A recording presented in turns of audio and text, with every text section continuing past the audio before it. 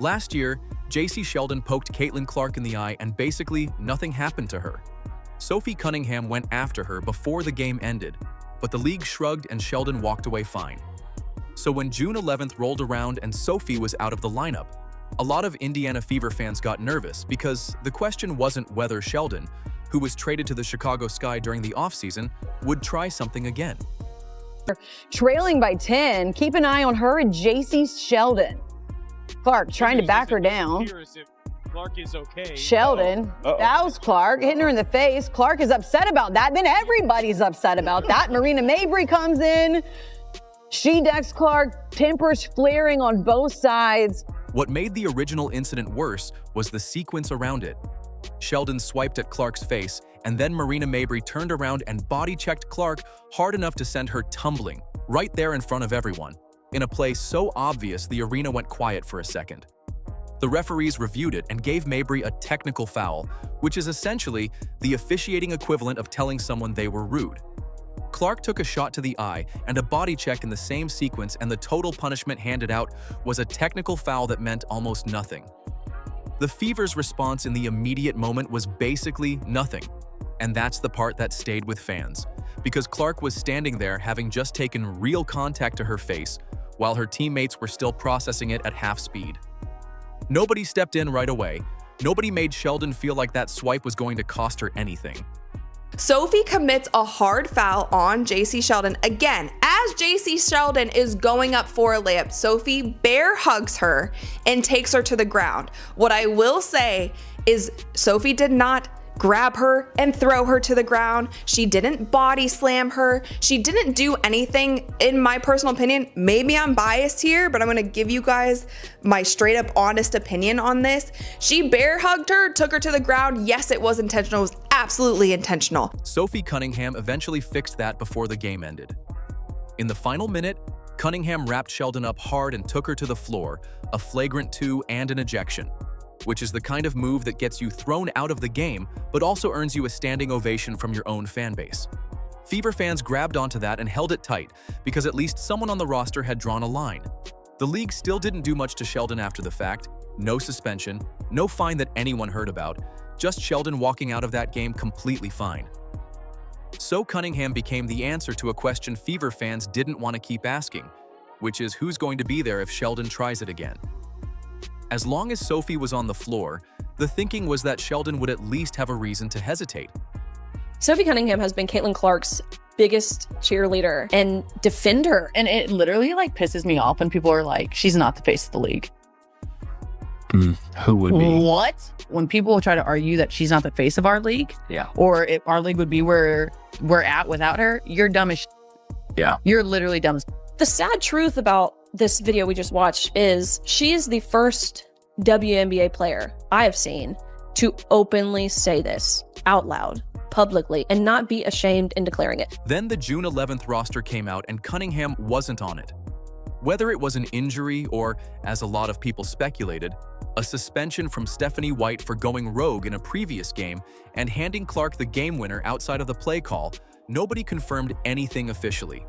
The two possibilities carry very different meanings, but the on-court result was identical either way. Cunningham was out, and the Fever were walking into a game against Jacy Sheldon without the one player who'd already proven she'd handle the situation personally.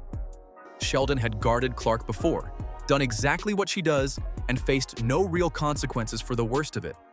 Now she was about to guard Clark again with Cunningham watching from the bench in street clothes. Sheldon came into this game playing Clark exactly the way she always does, bumping her on screens, riding her all over the floor, throwing those swiping hand checks that refs sometimes call and sometimes just let go. It's not subtle, and it's not accidental. Sheldon had been guarding Clark this way all night, and the Fever bench had been watching every single possession. Then, Sheldon swiped down at Clark's face again. Contact went toward the face onto the hand. Clark's head snapped back, and every Fever fan watching live got that same sick feeling from the last time, that this was just going to happen again and nothing was going. This proved is that protecting Clark isn't Sophie Cunningham's job alone anymore. Hines-Allen finished with 5 points and 9 rebounds, and a plus 25 that night made her one of the most impactful players on the floor. While all of that was happening with Sheldon, Clark and Aaliyah Boston were doing something that had never been done before in WNBA history, and it happened in the exact same game, on the exact same floor, in the middle of all that physical nonsense. Tonight, another Commissioner's Cup game. The Fever are in defense of their championship from a year ago. They likely need to win tonight to keep those chances alive. That pass deflected way outside for Clark, who drops a three. Makes it look so easy. She's coming off a great defensive performance in Washington, where she held Citron well below her season averages. Clark spins, fades, fires, and hits.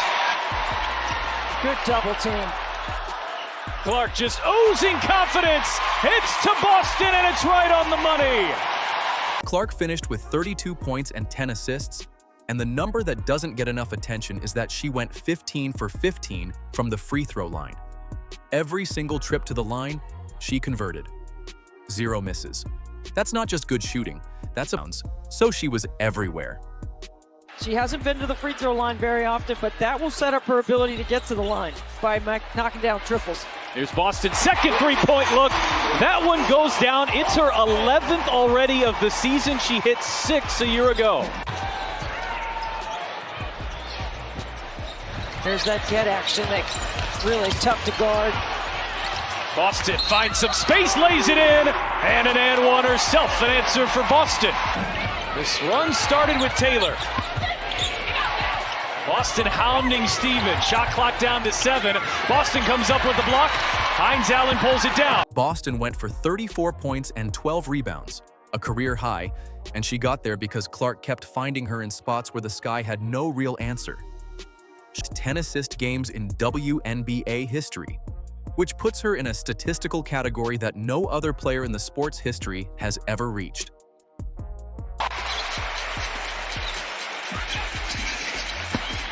Clark driving baseline, creates some space and finishes with the reverse. That looked like a little bit of matchup zone to me. Indiana needs offense. Clark spinning. Clark, oh, she got to the rim! A team that just ran a marathon and finished, but knows they need to run another one tomorrow. Relief, yeah, but also this undercurrent of unfinished business that nobody was trying to hide.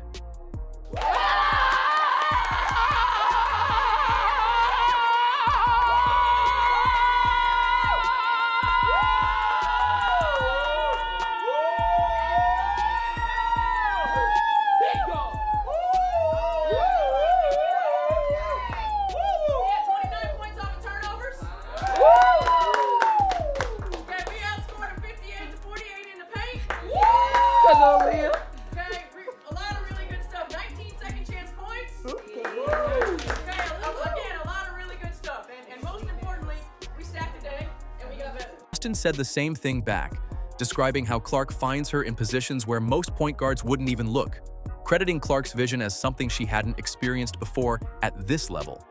Clark laughed and said, "I think we got a little telepathy now. And honestly, after watching those two operate together all night, that doesn't sound like an exaggeration." Other than your time on the court together, what do you think has contributed to the growth and chemistry among you two over the years?